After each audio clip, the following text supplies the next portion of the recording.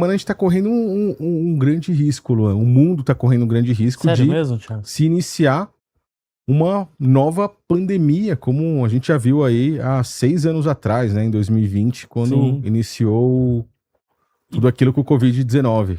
E tá tendo muito risco mesmo? Que eu tô Cara, vendo que muita olha, gente tá propagando aí. Existe aqueles que dizem que não haverá um grande risco, como a própria OMS, foi o que eles disseram, que não há um risco disso acontecer, ou pelo menos é um risco muito baixo.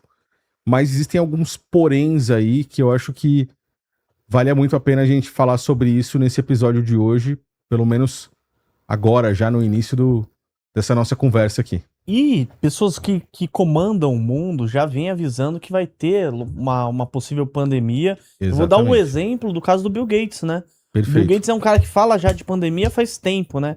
E ele é bem conhecido nas teorias ou fatos conspiratórios. Sim, perfeito, Luan. Cara, existe um fato muito preocupante quando a gente envolve o Bill Gates nisso. O que que é? Quando a gente teve a liberação dos arquivos Epstein no início desse ano, nós vimos que o Bill Gates estava envolvido com Epstein. Muito se falou a respeito do Bill Gates ter contraído uma doença, tipo uma doença sexualmente transmissível por conta de festas ou orgias que eles fizeram lá. Mas pouco se falou de e-mails entre Epstein e Bill Gates no ano 2015, onde eles estavam planejando fazer algumas simulações, e eu tô falando no plural, simulações de pandemias no mundo. Caramba. A gente tá falando de um bilionário que tinha grande envolvimento com a elite global, que no caso era o Epstein, de outro multibilionário, que é o Bill Gates, um cara que tem muitos contatos e que, inclusive, ele e a fundação dele, né, a Fundação Bill e Melinda Gates, estavam envolvidas com vacinas, que no caso seriam, de acordo com o que o sistema nos apresenta, né, aquilo que poderia trazer a solução para pandemias.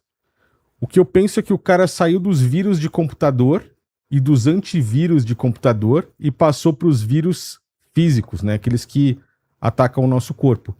Mas onde é que está o grande porém dessa história? Porque em 2015, o Bill Gates apareceu fazendo uma palestra naquele TED Talks. TED Talks, eu lembro. E ele diz que o grande perigo contra a humanidade não era uma guerra nuclear. E aí no telão atrás dele ele coloca ali um cogumelo de explosão, né, de uma bomba e fala, isso daqui não é o grande risco da humanidade. Troca a imagem ele fala, e aí ele mostra, esse aqui é o grande risco. E aí aparece uma imagem de um vírus, um coronavírus. Ele diz, isso aqui é o que pode abalar o mundo. Isso foi em 2015. Quando tudo começou em 2020, no Covid-19, Bill Gates ficou como se fosse um profeta. Por quê? Ele alertou que isso iria acontecer, poderia acontecer e seria um grande risco. Em 2020 aconteceu, mas qual era o problema que nós descobrimos agora em 2026? Que esse cara estava junto com malucos, que no caso Epstein e toda a sua trupe, fazendo um planejamento para simular pandemias. Então, quando a gente fala da elite global, a gente pensa assim, será que o que a gente está vivendo foi um acaso realmente da natureza ou algo planejado pelo homem que tem más intenções, principalmente para lucrar com a cura de tudo isso ou com uma suposta cura que no caso... E agora a gente está vendo esse hantavírus, é isso que preocupa todos nós, né? Qual a diferença? O SARS-CoV-2, que no caso é o que a gente teve em 2019, o Covid-19, ele é da família coronavírus. O vírus Andes, ele é da família hantavírus, que é o que a gente está tendo agora. Que é dos ratos? Isso. O que que pega? Até então, esse vírus não é um vírus novo.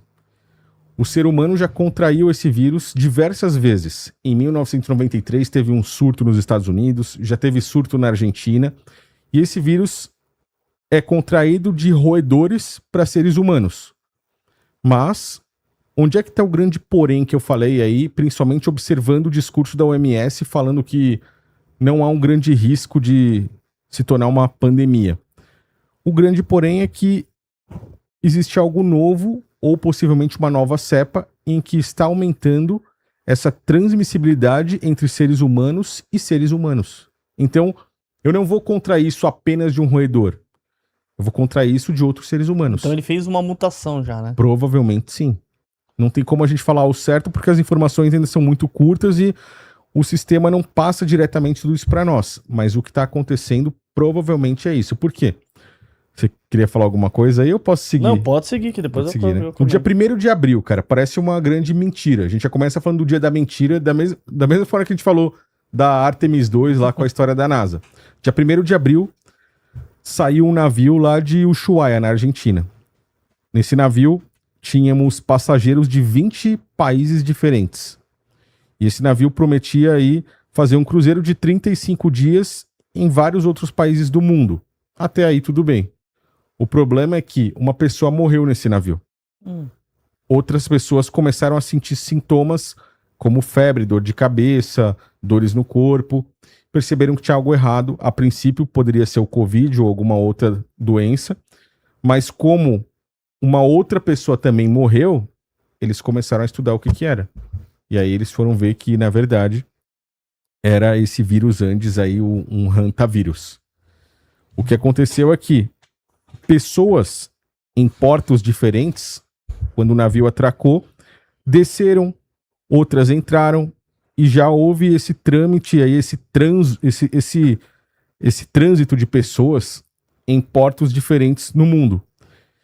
Então desceram pessoas que hoje estão internadas na Alemanha, pessoas que estão internadas já com essa doença na Suíça, pessoas na África que estão internadas e pessoas dentro do navio. No momento em que a gente está gravando aqui, eles estão dentro do navio ainda, indo até Tenerife, nas Ilhas Canárias, e possivelmente lá na Espanha já estão sinalizando de que não querem que eles parem lá para que essas pessoas possam descer. Então, mesmo ninguém quer receber eles. Ninguém quer receber eles. No porto de todo mundo. E a gente não pode tirar a razão desses países de não estarem querendo receber uma possível nova cepa de um vírus que é altamente letal. Por quê? O Covid, Luan, ele tinha 1% de letalidade, né? Sim. Uma alta taxa de transmissão, mas a cada 100 pessoas, uma única pessoa perdia sua vida. Cara, esse hantavírus, ele tem 50% de letalidade. Caramba, é bem letal. Cara, a cada 2 pessoas, uma perde a vida. A cada 100 pessoas, 50 vão perder a vida. É um negócio pesado. E aí a gente vai lembrar daquilo que os infectologistas falaram sobre essa Big One, né? Que é uma doença de grande letalidade. O que eles sugeriam para essa Big One? Uma taxa de letalidade entre 50% e 70%. E a gente encontra isso nesse hantavírus, entendeu? O hantavírus já tá com essa letalidade pesada. Pô, e alta, né? Alta, né? Alta. E a transmissibilidade é quantos que é? A transmissibilidade é aí que pega. Eles não sabem ao certo. Porque até então, você só contraía isso de roedores, de animais. Mas como agora tá acontecendo de ser humano para ser humano, eles precisam entender o quão transmissível... São também, né? Exatamente. Aí a gente já vai partir para outros periódicos, né? Os Simpsons é um dos caras que também estavam envolvidos com Epstein. E ele é sempre preditivo? Na maioria das vezes. Porque vai acontecer? Um dos criadores dos Simpsons, ele tinha grande contato ali com a elite e com o próprio Epstein. Ele aparece nos arquivos Epstein, entendeu?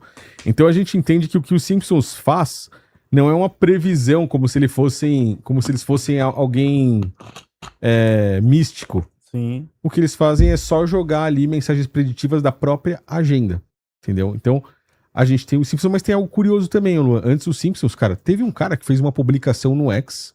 Mais uma vez, a gente já viu isso acontecendo no lance do atentado de Donald Trump.